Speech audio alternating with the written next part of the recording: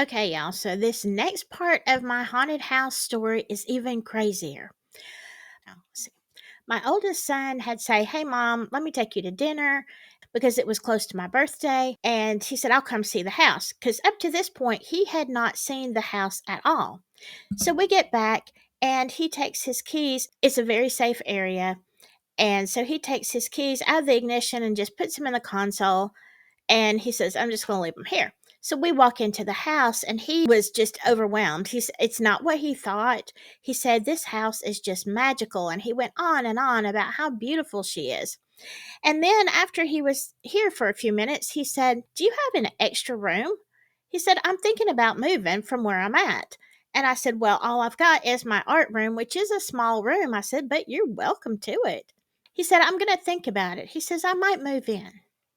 I'll let you know tomorrow." So he goes to leave and he gets out to the car and he says, "I must have left my keys inside." And I'm like, "Well, okay, let's look." And I said, "I thought you left them in the car on purpose." He said, "I thought I did too." So we look all through the house. I mean, we turn it upside down.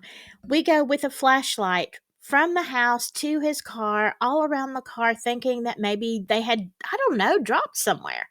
And we could not find the keys. They weren't down in the cushions on the couch. When I say we tore this house up, I mean we tore it up looking for those keys. Finally, he said, "You know what? I guess I'm just stuck here." He said, "It's getting late. I'll just sleep on the couch if you'll take me to go get my extra set of keys tomorrow." I said, "Okay, that's fine." So he spends the night. And the next day, I take him to his apartment where he gets the second set of keys and I drive him back to my house. He gets in his car and he leaves.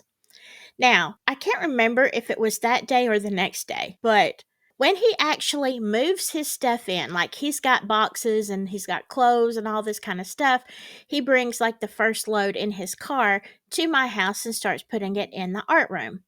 Now, in the meantime, I have continued to look for these keys in the daylight, in the grass, all over the house. No keys. So the four of us are standing in the living room, not even talking about it because at this point it doesn't matter. He's got a set of keys. But we're talking about moving some of the furniture that the movers had put in the parlor into the dining room. So while we're discussing that and we're just standing there, nobody is moving. All of a sudden, we hear a big crash. It sounds like keys hitting the steps and then the floor.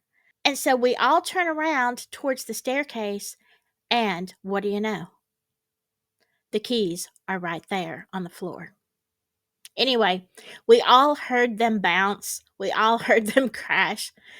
And so now he's got his extra set of keys back from nowhere. Like there's nothing in the house. And why would they have been on the stairs? It's like they came out of the air. And I looked at him and I said, "I guess Evelyn wanted to keep you here." I said, "She must like you, and she decided to try to make you stay. And then when she realized you're moving in, she gave you your keys back."